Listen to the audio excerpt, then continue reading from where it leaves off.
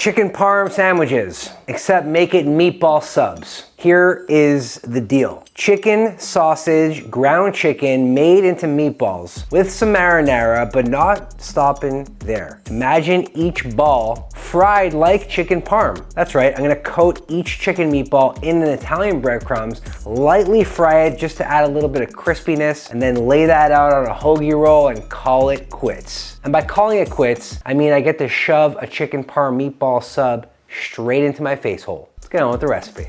Originally, I wanted to just use ground chicken, and although that might have been delicious, I'm also gonna use some ground sausage. It's gonna create a better texture and obviously add to the flavor, silly. But before I do any of that, I'm gonna make a spicy and delicious marinara sauce, which I'm going to kind of cook the meatballs in before frying them. There's a lot going on here. Spoilers, I've already done this, so I know it is guaranteed to be delicious. Small dice on the onions, rough chop on the garlic. Before making the actual sauce or before adding the crushed tomatoes, we're gonna saute the onions and add a little bit of oregano. Garlic, onions, oregano, salt, pepper, and some crushed San Marzano tomatoes. And add a little bit of chicken stock just to add that chicken flavor and then cook it all down. Quick little trick. In a situation where something, like a sauce, requires a liquid like chicken stock and you used a can but you didn't get all the little pieces of tomato that were left over in the can, add the sauce directly to the can. Then just swoosh it around and ultimately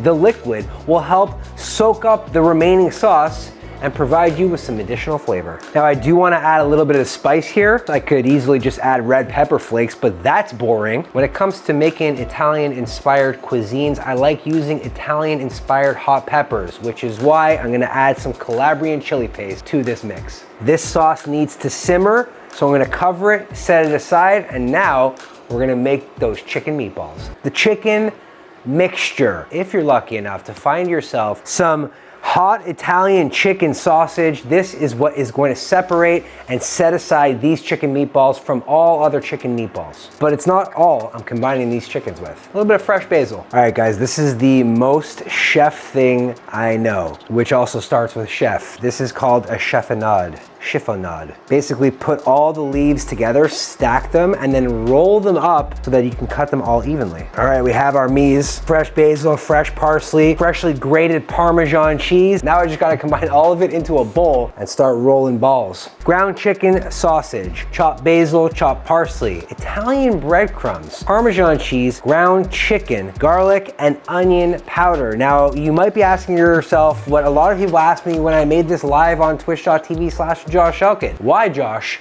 Why are you not using fresh onions in your meatball mixture? And the reason is because in my experience, making chicken meatballs, the more moisture you add, the less likely you'll end up with a ball. And the more likely you'll end up with a patty. And although a chicken meatball burger sounds like a great idea, write that down, it's not what I'm trying to achieve here. So I'm not adding any egg, I'm not adding any onions, nor am I adding any milk, which you potentially would traditionally do in a regular meatball. All right, now once everything kind of ends up with an even consistency, time to roll up. Now I know I can get 16 equal sized balls out of this, mostly because that's how many ounces are in this, and that's math. Once you have the feel of one, you should be able to feel them all. The balls, that is.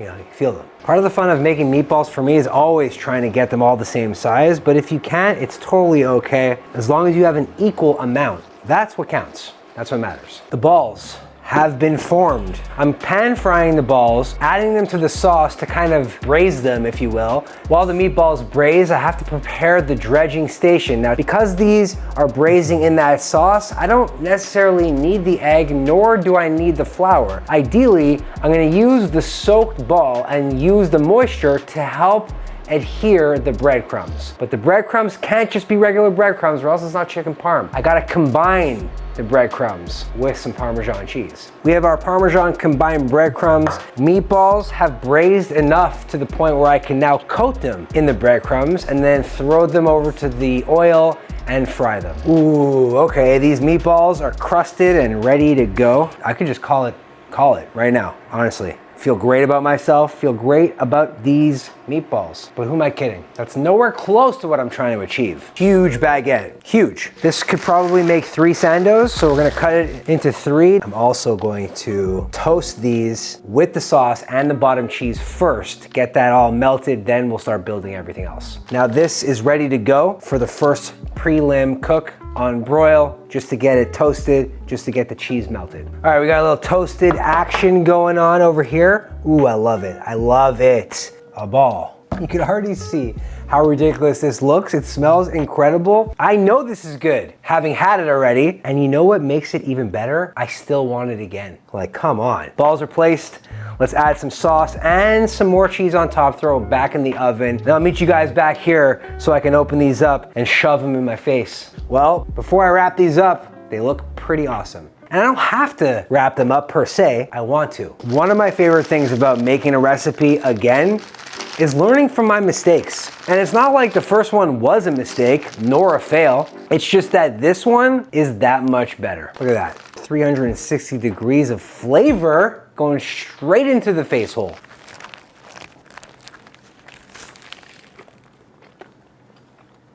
Here are the critiques I had the first time I made it. 1, sauce, little spicy. This one, perfect spice. Second critique, my sandwich wasn't sloppy enough. I don't know if you guys could see the amount of excess food that's in my beard, but that proves this sandwich is sloppy. Third thing that I did different this time than last time, I didn't add basil to the ground chicken mixture last time.